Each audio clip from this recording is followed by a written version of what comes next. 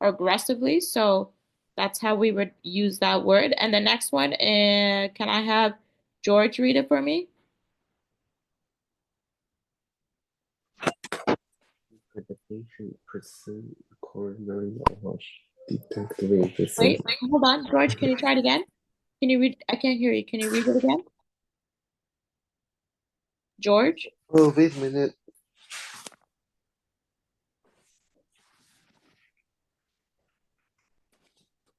Okay. George, can you read the word definition? Yeah. Can wait a minute. Oh, sure.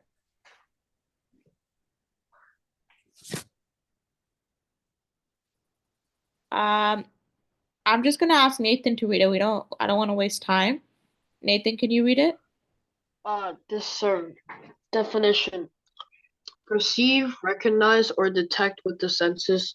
To distinguish. To distinguish. Example. Between the echoing blasts of fireworks, I discerned a flapping sound like the unfurling of membranous wings. Okay, so discern means to perceive, recognize, or detect. Now, the assignment is, can you please write a short story or paragraph using the word brandish and discern? The prompt for this paragraph is, the world has been silent for a week. No bird songs, no car engines, and no sounds of life. Then speak directly. Then a voice speaks directly into your mind. What does it say and how do you react? So I'll give you a couple minutes for this.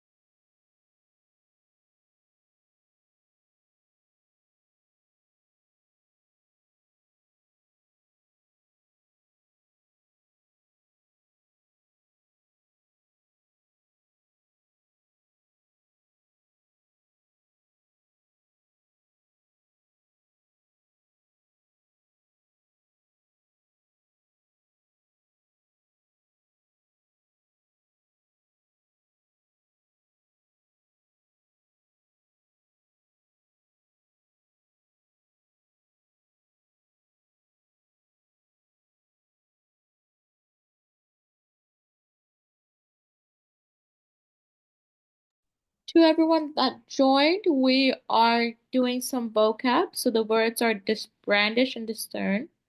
So brandish means to move or swing back and forth, really aggressively, roughly. And discern means to perceive, recognize, or detect with your senses. So basically to distinguish. And we're basically writing a story that uh, is based off the prompt. The world has been silent for a week. No birds, songs, no car engines, no sounds of life. Then what voice speaks directly into your mind. What does it say and how do you react? That's for Amy who joined.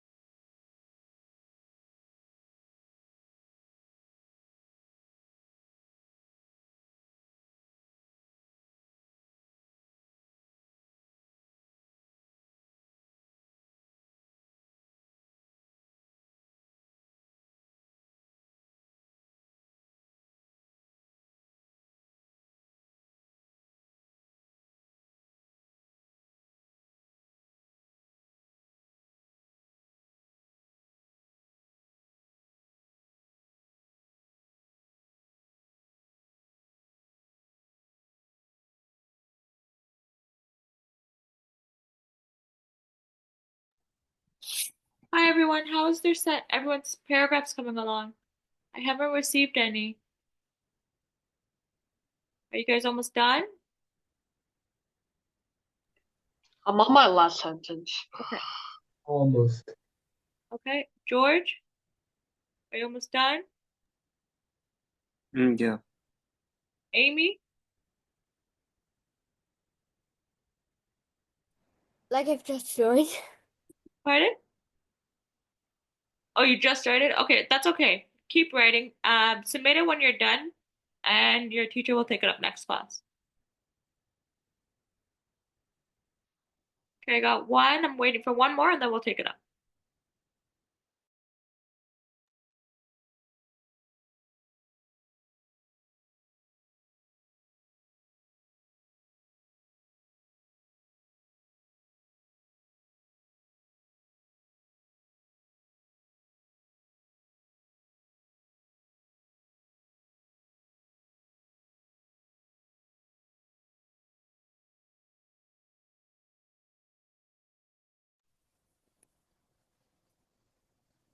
Okay, I got Nathan's. I'm just gonna wait. I'm gonna take up Nathan's while we wait for everyone else's.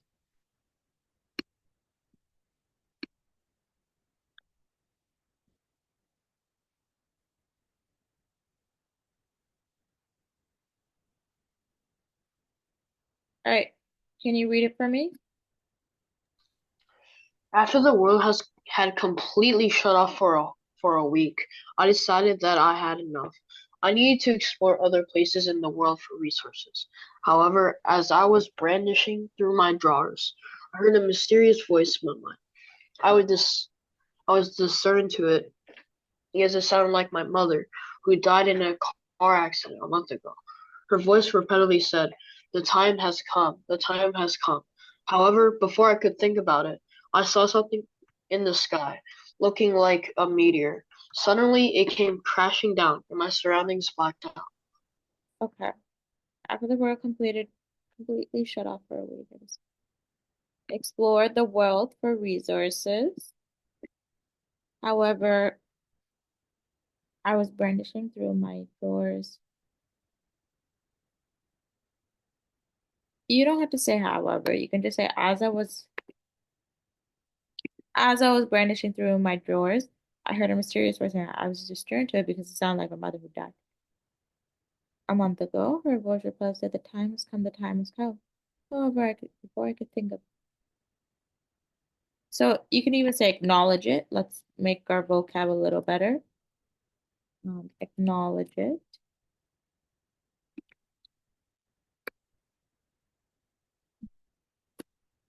I saw something in the sky. It looked like a meteor, and suddenly it came crashing down, and my surroundings went black. Good job. Okay, and then I got one more. George.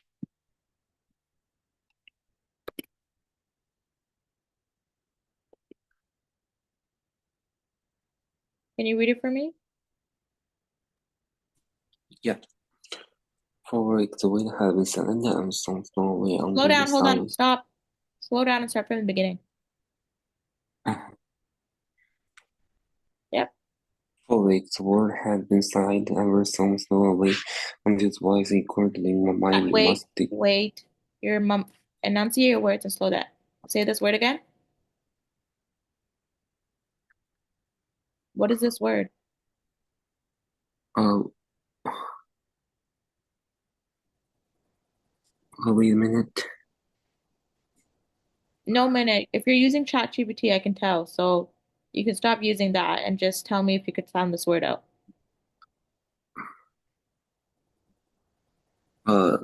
Echoed. Echoed. Echoed. Okay, keep going. Echoed in my mind. I must discern the truth before it's too late. Hearing pounding like brandished the Wait, rusty stop. pipe. What is this word? Heard. Heart. Heard. Okay. Heard pounding like brandished the rusty pipe. But as the silence pressed in once more, I realized that the real dangers wasn't what I could say, it was what I couldn't. Okay. Thank you. Brother, every stone was echoed in my brain instant. I brandished a rusted pipe, but as the silence pressed on, let's see, it was based on what I couldn't. Okay, good job. Jason? Yes, just the last sentence. Okay, quickly, please. Amy, I know you started, but did you finish? No. Okay. We're gonna move on. We're gonna read into the short story. Okay, perfect. Jason, thank you for sending that in. We're gonna take it up now, right before we go to the short story. Okay, and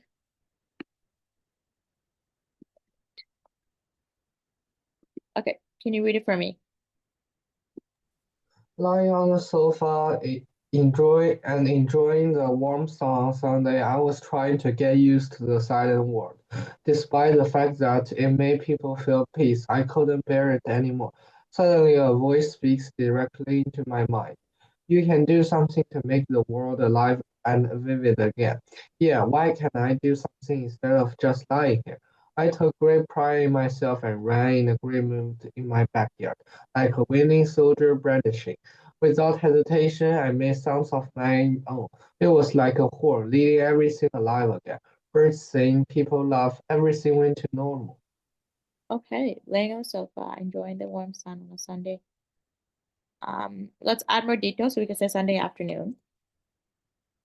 I was trying to get used, as I was trying to get used, as I was trying to get used to the silent world. despite the fact that many people felt peace.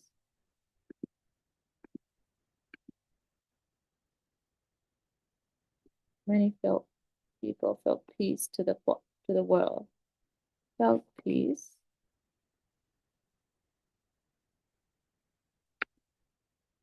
I couldn't bear it anymore. Suddenly, a voice speaks directly into my mind. You can do something to make. So this should be capitalized. You can do something to make the world alive and vivid again. And so then you can say, I agreed with the voice. To which I agreed. I took great pride in myself. I ran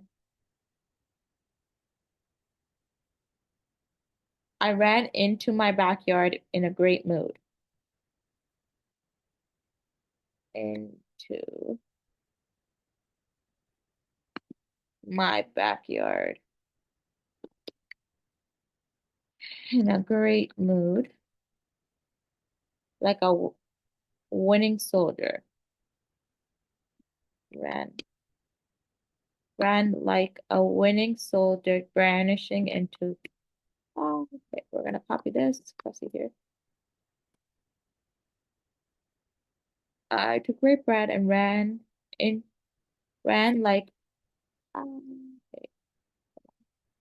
like a winning soldier, brandishing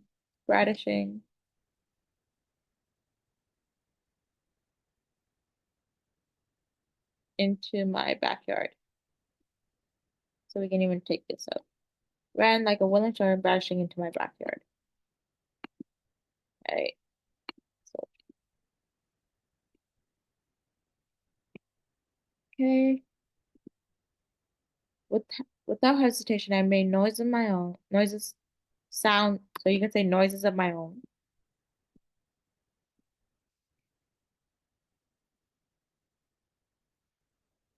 Such as a horn.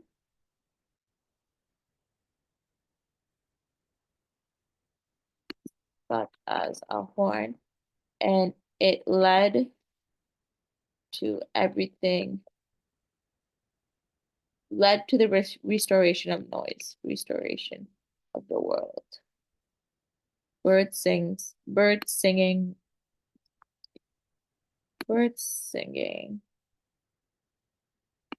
People laughing, and everything went back to not being normal.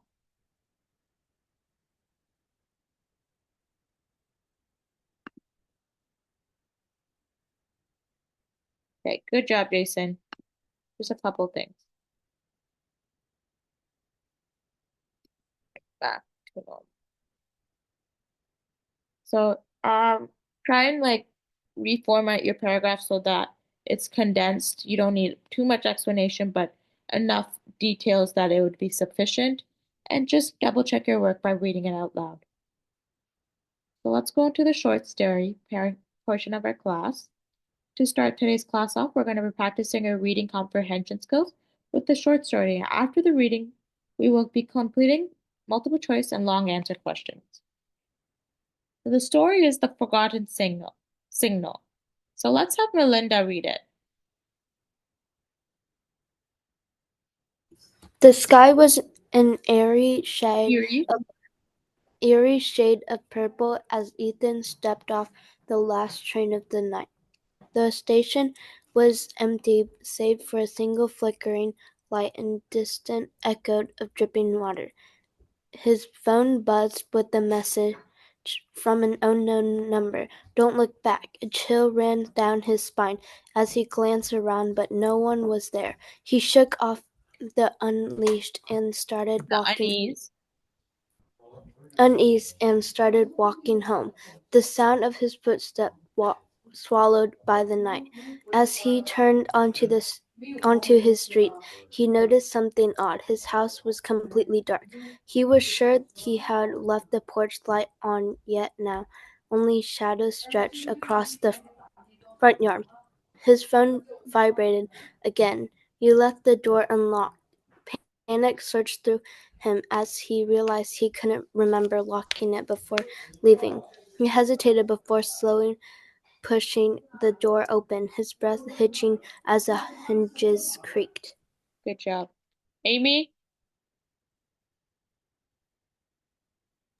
Inside, everything seemed normal at first. The furniture was in place, the air carried the familiar scent of his mother's lavender candle. But something felt wrong. He reached for the light switch, but nothing happened. Just then, his phone screen lit up.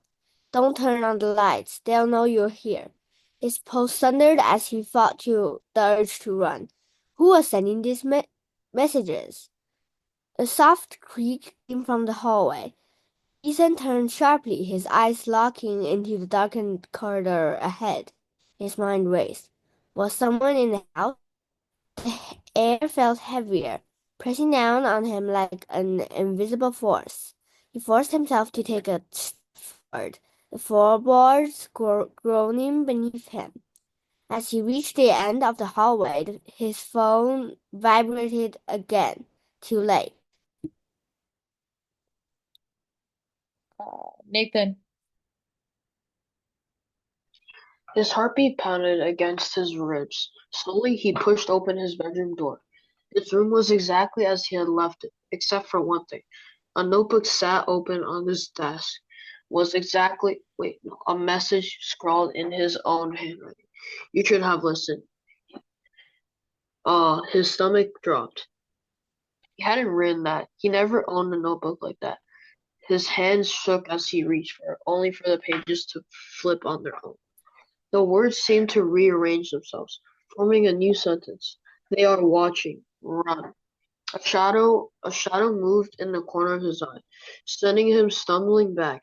He whirled around, but nothing was there. Just the empty hallways stretching behind him. His breath came in short gasps as he grabbed his phone, frantically typing a message to his best friend. But the screen remained frozen. No signal. Jason? The creaking sound returned, this time from directly behind him. Ethan turned, every muscle in his body tense. The air felt electric, charged with something unseen. The shadow by the desk grew darker, stretching toward him like ink spreading through water. Then the last message appeared on his phone. Look up. Ethan hesitated, his body frozen between logic and fear. Slowly, he titled his head toward the ceiling. The last thing he saw was a pair of hollow eyes staring back at him before the screen of his phone flickered and went black. Good job. Now let's answer these questions. What is the most likely purpose of the unknown messages Ethan receives? George?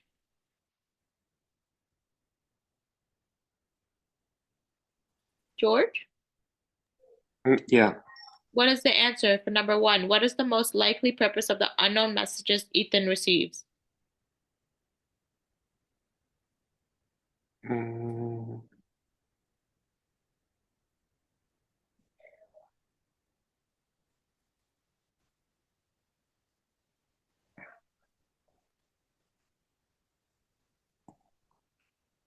I think number it's B. Yes, B is correct. They serve as warnings about supernatural presence. How does the author create suspense in this story? Melinda? Can I read it first? Yeah.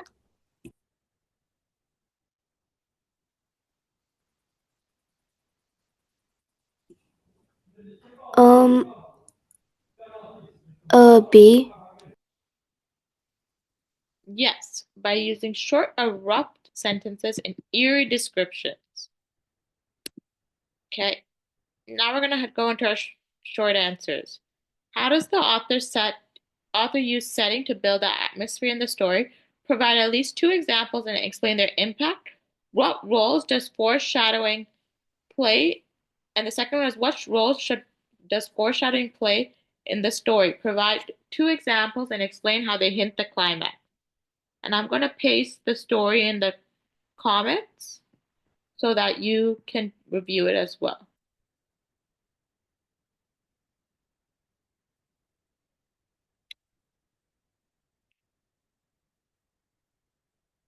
Everyone.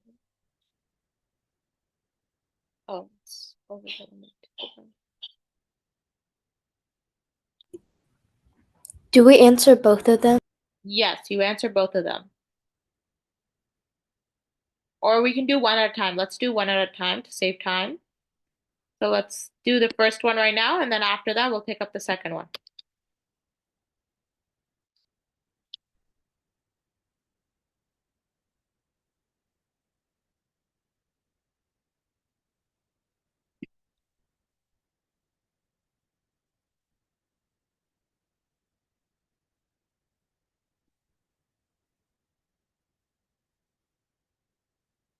I'm pasting the story in the chat so you can see it too.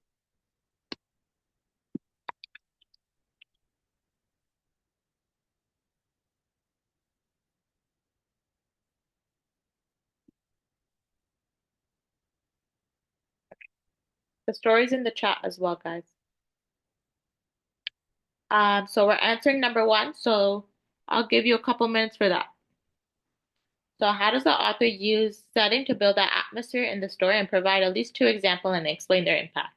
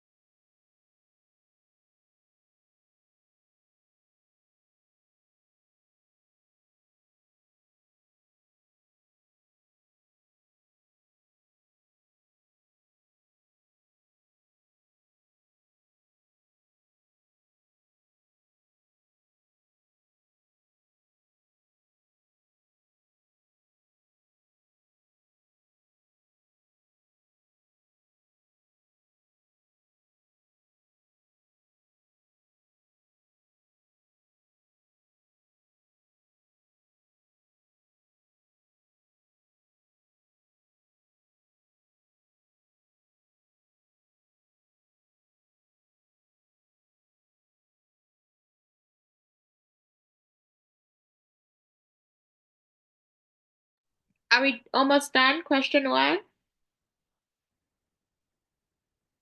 I'm good. Yeah, just the last sentence. Okay. Nathan? I'm like almost done. Okay, I'll give you guys a couple more minutes.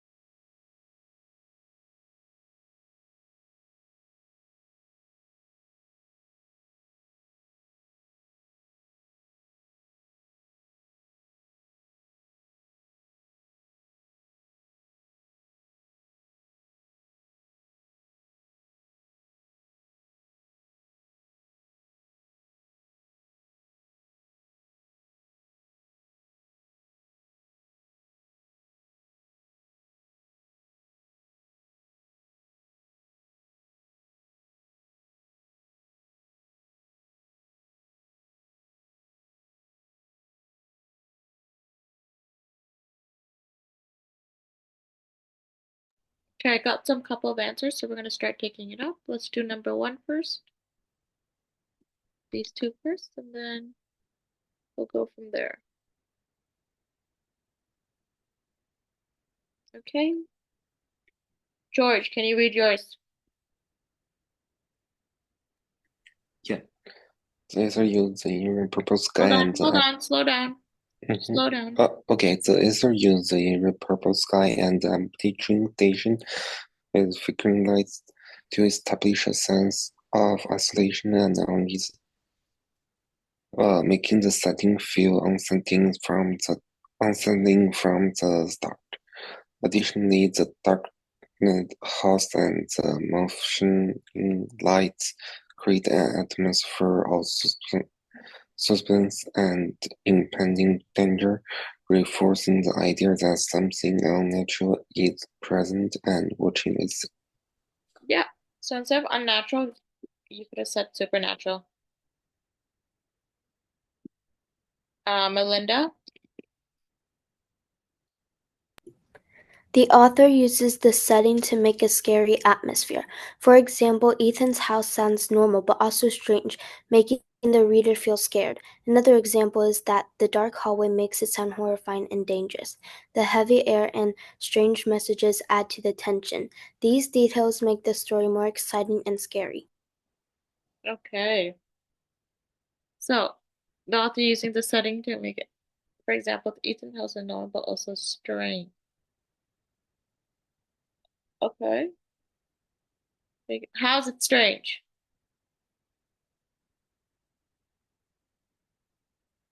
Melinda? Hmm? How's it strange? Because it's like scary, like What makes it scary? so in the story, wait, let me read it. Hold on. Okay. So like in the story it says like his phone vibrated again, you left the door unlocked. It like makes it like strange because like he doesn't know who texted him. Well, that's not the setting, right? That's the character, so that's not right. But what you could have said is that makes the reader feel weird because he remembers leaving the porch light on, but now light on, but it's turned off when he came home. Turned off when home. Okay?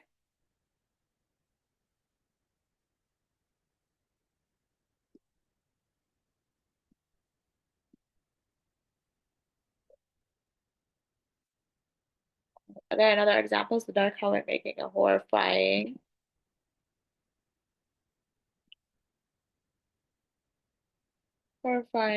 and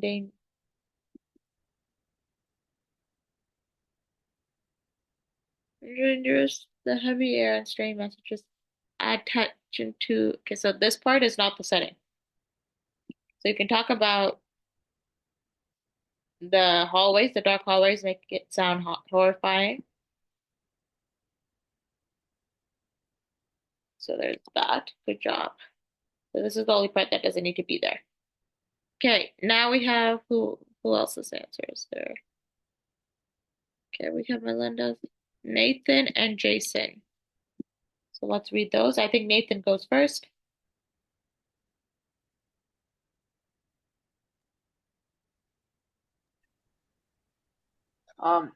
There were many ways that the author used setting to build atmosphere in the story.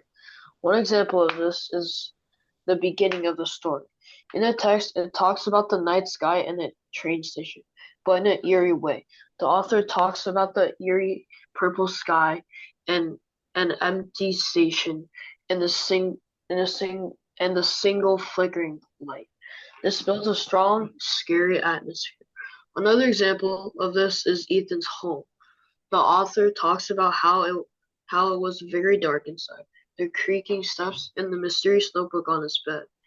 This creates a terrifying atmosphere. Overall, the author made a horrific atmosphere using setting. Good job. So there are many ways the authors use the setting to build an atmosphere in the story. One example of this is the beginning of the story. In the text, it talks about the night sky and the train station, but in an eerie way. The author talks about an eerie purple night sky with an empty train station. So it's a train station, but you don't have to add it. It would be nice. And a single flickering light. This builds a strong and scary, strong.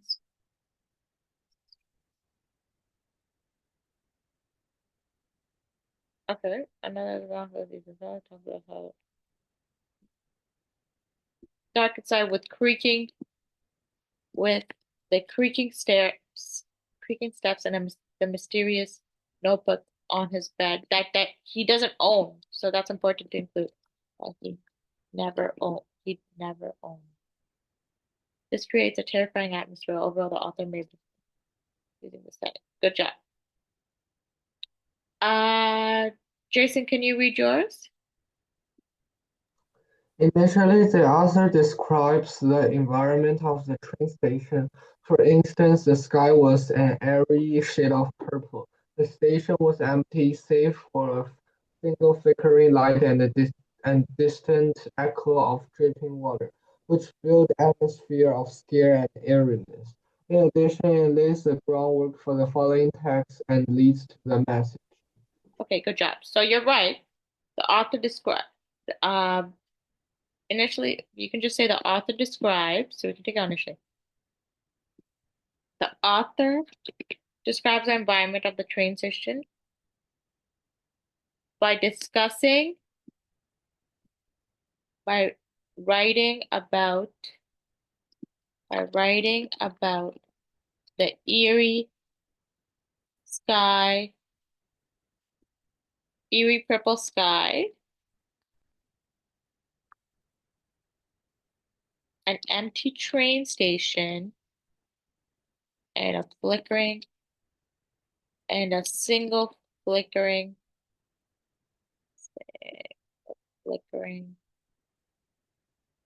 light.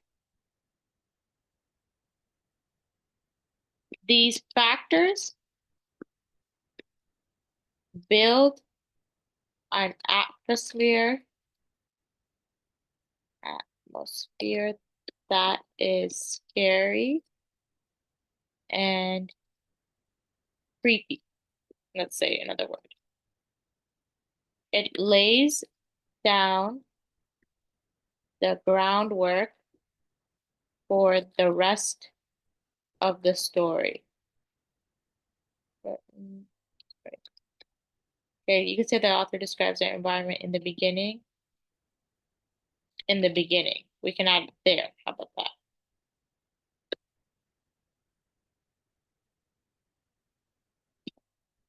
So I summarized what you wrote, but instead of using quotes, use your own words. You can provide examples by like filling out the quotes or using the quotes, but you don't have to use them exactly, okay? Jason? Okay. And then I think I got Amy's. Okay, Amy? We also use setting times to build atmosphere and story. For instance, the first sentence tells us that the sky was an eerie shade of purple, which is not very common in everyday life. It makes readers feel that something unique will happen in the story. Also, when Ethan looked into his bedroom, he noticed a notebook which was not his, and the notebook, a mysterious message appeared. Readers might think that the notebook was a kind of otherworldly power which no one has seen before. Okay, good job. So, the author used the setting many times to build atmosphere in this prince. Use the setting to build the atmosphere the atmosphere of this story.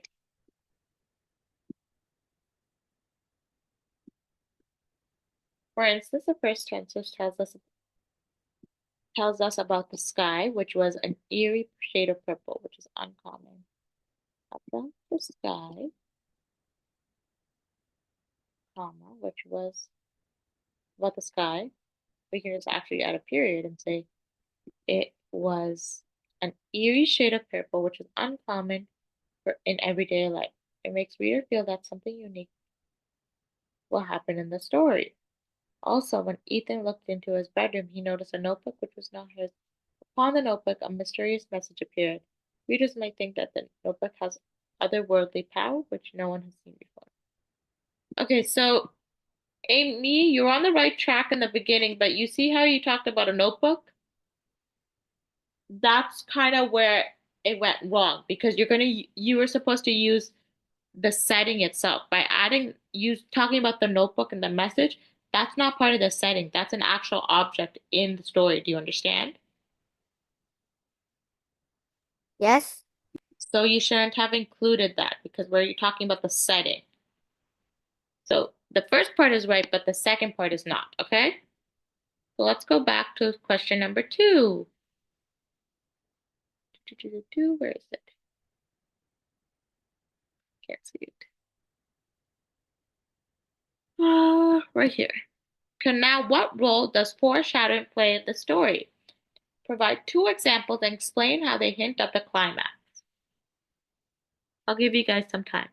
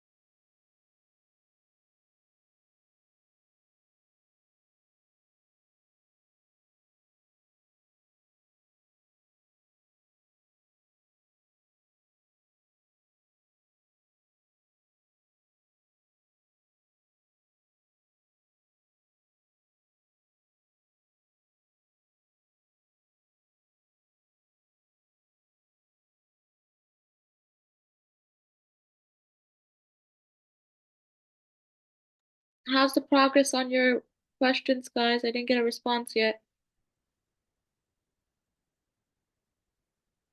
I got one, but I need a little bit more.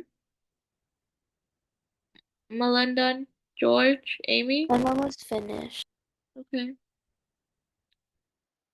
Okay, I'll give you guys 2 more minutes and then we're gonna start taking up.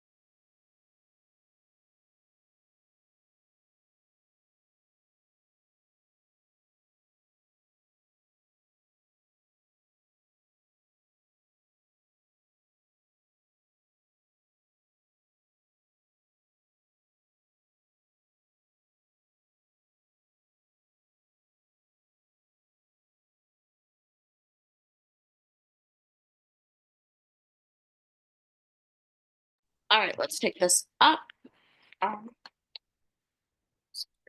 With Nathan and Jason is next.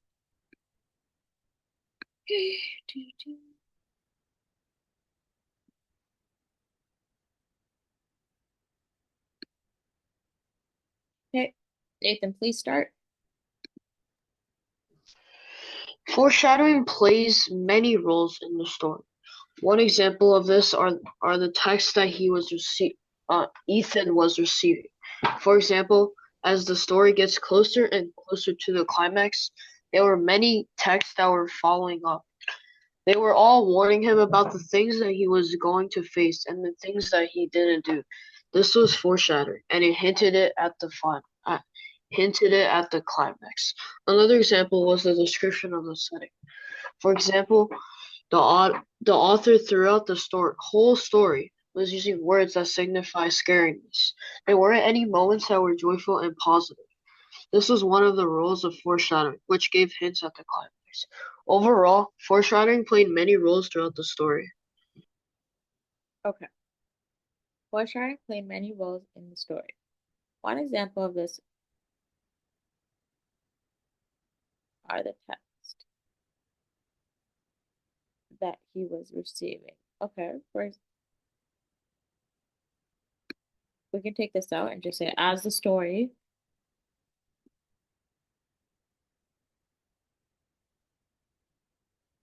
gets closer and closer to the planet, there were many texts following up to it.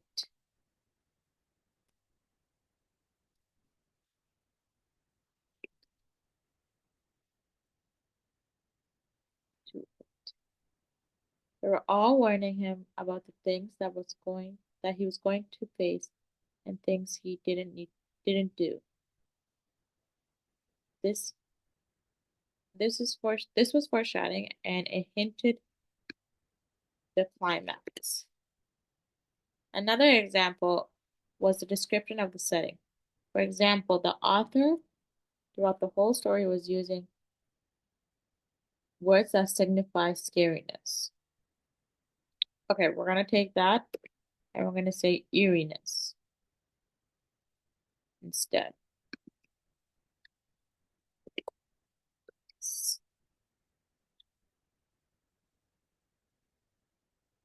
There weren't any moments that were joyful or positive. This is one of the roles of foreshadowing. This was one of the factors. Okay, hold on. This is one of the roles of foreshadowing. Okay, so we can, instead of saying this, we can say this aspect of the story foreshadowed the climax. This aspect of the story foreshadowed the climax. Overall, foreshadowing played many roles throughout the story. Good job. Jason, can you read yours? Oops, sorry. In the beginning of the story, Ethan's phone kept receiving messages that are short and unshort. It will provide readers a sense of creepiness which leads the whole passage. Furthermore, when the last message told Ethan to look up, it hints at the climax and also draws curiosity of readers. Okay. So the beginning of the story, Ethan's phone kept receiving messages that are short and unsure. It provides the reader a sense of Korean which will lead up to the whole, so we can say which builds the tension for the climax. Comma. So you're going to say comma, which builds the tension for the climax.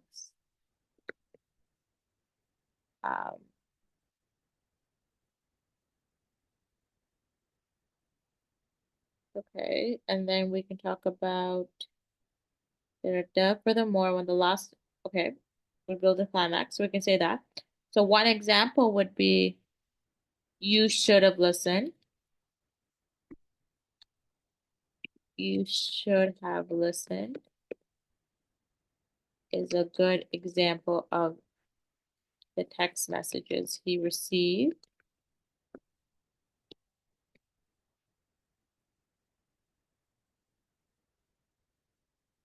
Because it appears in his own handwriting.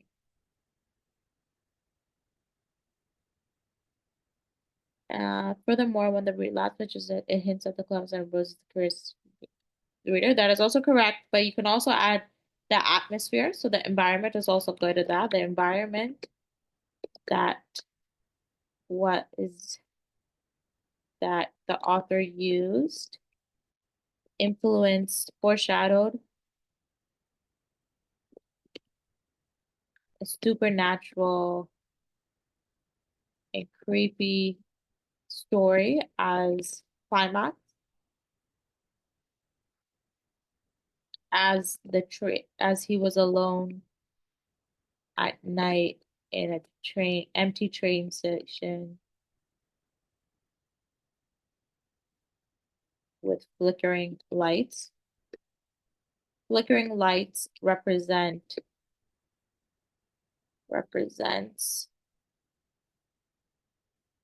supernatural activities. Okay? Jason, I just added one more detail, okay? Okay, thank you.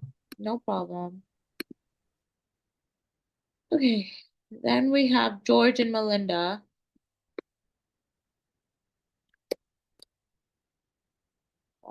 Sorry, guys. Yeah. George, can you start off? Yeah. And Foreshadowing. read slowly. Okay. Foreshadowing builds suspense in the story by hinting at impending dangers and developments. The first example is a mysterious message, "Don't look back," which suggests that something is already watching him, creating an eerie sense of paranoia. The second example is a notebook containing a message in his own handwriting, "You should have listened," which directly foreshadowed the climax, revealing that his fate was sealed from the beginning, that he'd ignored multiple warnings. Yes, good job. So the this example is already watching creating a sense of paranoia, the sickness.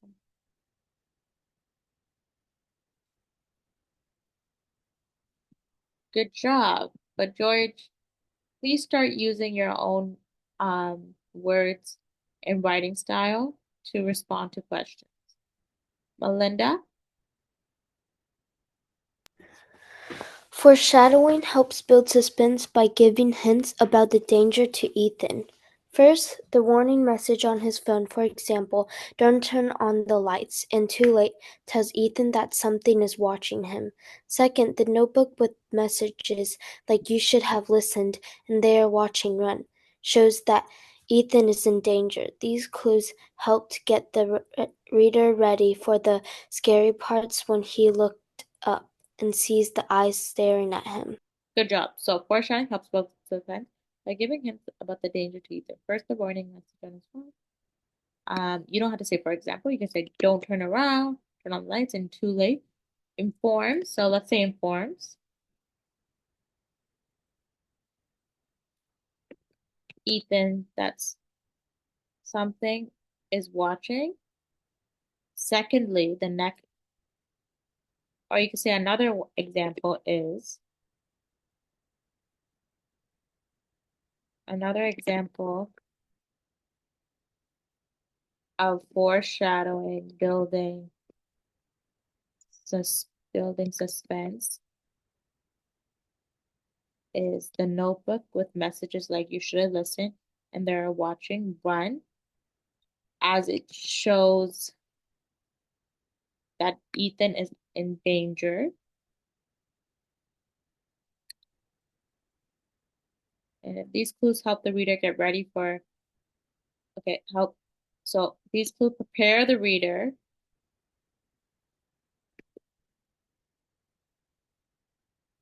for the climax of the story. Prepare the reader for the climax of the story, which is when he looks up. For the climax of the story, which is when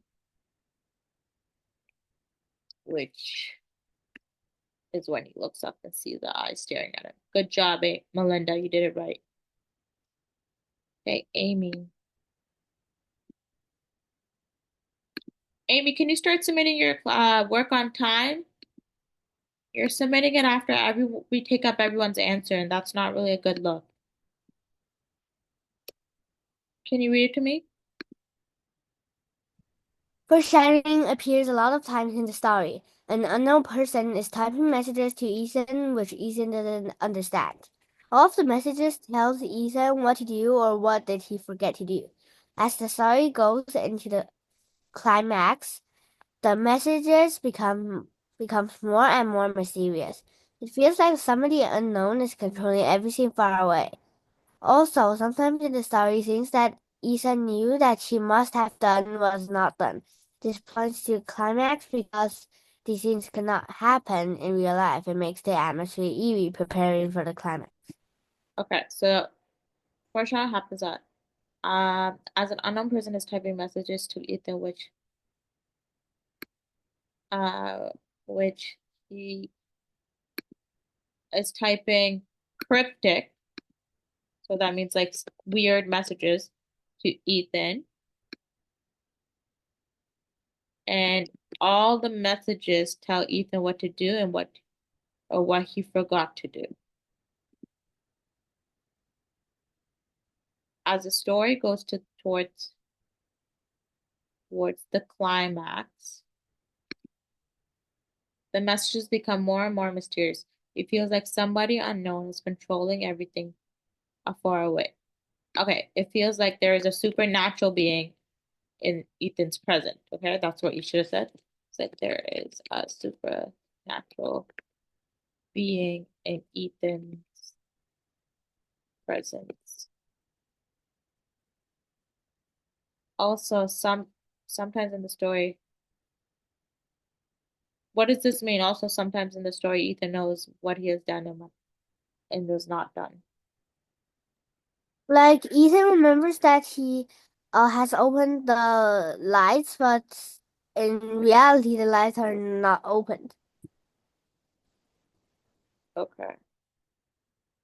Okay, so the thing is, Ethan actually does remember that the lights were turned on, but the supernatural being turned it off. So you can't use that. But everything else you said is correct. This points to the climax. So we're gonna take that part out and we're gonna just leave it as that. It feels like there's a supernatural being in Ethan's presence. This points to the climax because as things cannot happen. What is the climax, Amy? Like the point where it's like uh Like it's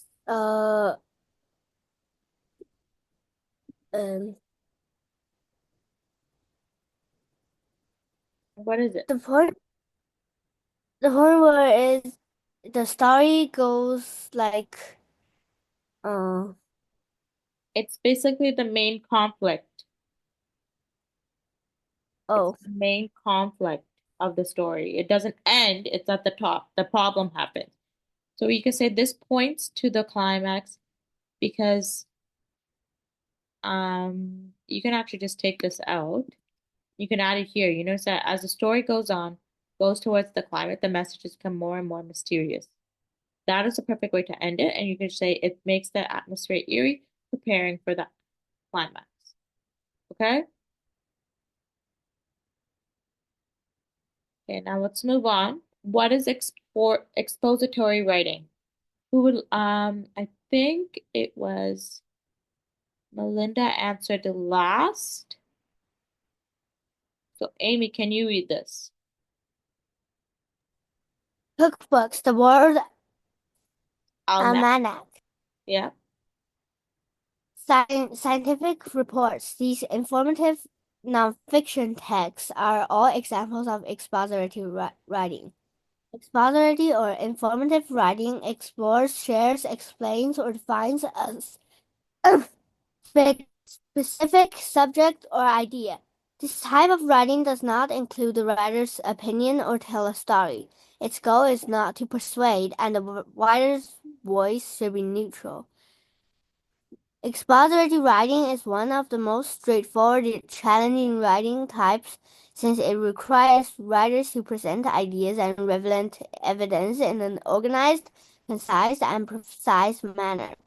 Knowing how to write an expository paragraph will allow one to expository paragraph will allow one to develop their organizational, analytic, and Analytics. analytical and research skills. Good job. So then that is expository. Then we have problem and solution writing. Can I get Nathan to read this? Me? Yeah. Okay. A problem solution essay is an essay that uses analysis of problems and solutions to argue a point. Here we will focus on the specific strategies that can be used to develop a problem solution essay. In particular, there are 3 strategies that would be useful for writing a problem solution essay: describing the problem, explaining the solution, evaluating the outcome. Good job. So we're going to go deep into this one. So when you define the problem, you're asking what is the specific problem that you or your colleagues are concerned about. After you figure that out, you're going to analyze the problem. So what is the cause, the symptoms, and current methods of dealing with this problem? And then you would provide a solution. So the best solution for this type of criteria, so it's like a pros versus cons list, but it should be mostly pros. Evaluate the solution and its implementation, so effects of the solution and how effective is the solution. So listen to this problem. Plastic is bad for the environment. It hurts animals in the ocean. It's a big problem because there's too much plastic everywhere. People don't recycle enough and it keeps getting worse. The solution is people should recycle more and governments should do something about it. If everyone does their part, the planet will be cleaner and safer. Is this a strong writing solution or a weak one?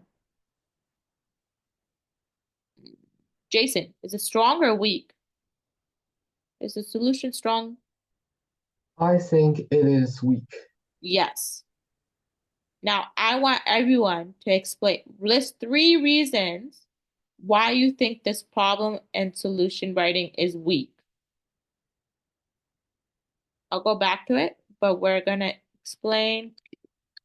list 3 reasons. So you're going to say the 3 reasons with explanations on why this writing is weak. keep this.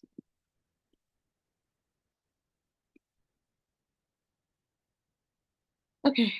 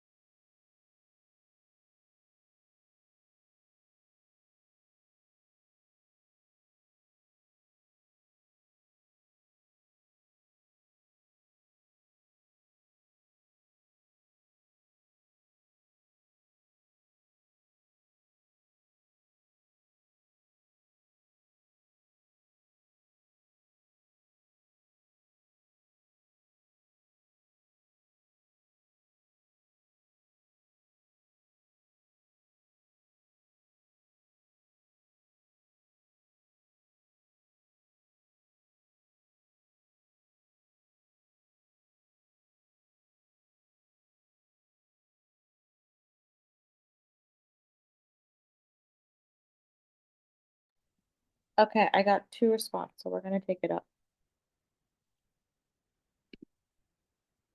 And the people who don't submit it will be your homework. Okay.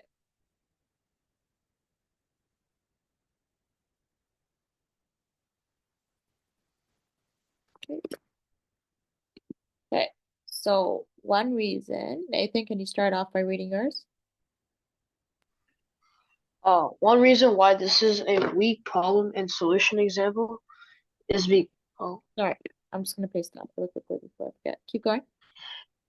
is because there isn't enough reasoning. The answer doesn't talk about how plastic is bad for the environment, and it has a lack of examples to support their answer. Another reason why this is a bad example is because they didn't analyze and Analyze. not analyze their solution in the beginning. They just got to the point and there isn't really any context. Lastly, the third reason why this writing is weak is because their solution is too vague. For example, they talked about how the government should do something about it. They didn't go in depth into that. And that statement was very broad, and because of this answer isn't really valuable and good. Overall, there are many reasons why this piece of writing is a bad example of problem and solution writing. Good job. So third reason. All your reasons are correct. I'm just gonna add to, not gonna go into too much details editing this because I think this is good enough. And we're not focusing on grammar right here. I just want to learn your points. Another thing that should have been said is that it's very broad and it doesn't actually give a solution. It doesn't provide examples of what the government should do, which is your top point, right? It doesn't provide an actual solution. All right, good job. Jason? This writing is weak. First, the passage is like a structure. There's not many contents in it. It doesn't have specific details. Second, by reading the problem part, we don't know why the plastic is detrimental to the environment and how many do people recycle. Thus, by reading the solution part, we don't know specific steps to help solve the problem. People won't do it since they have no idea and don't notice the service of doing it. Okay, good job. So the first passage is right. There's not much context in it. It doesn't have specific details. Second, please, by reading the problem part, the reader will not understand why plastic is detrimental. The reader will not understand why plastic is detrimental to the environment and how many people do recycle. Okay, that's a good point. Lastly, reading the solution part, we don't know specific steps to help solve the problems. Okay, so that's up here. People won't do it. There is not a solution for as people won't practice the right, practice the ways, the solution, practice the steps in preserving the earth. Okay? And all right, so for your homework, on top of what, if you didn't finish already, the homework is to actually turn that weak example into a strong example, okay? So you're going to take that example and you're going to turn it into a strong one, and we'll go from there. Your teacher should be back next week, and I'll see. So, bye guys. Have a good weekend. Bye, see you. Thank you. Thank you. Bye. Bye.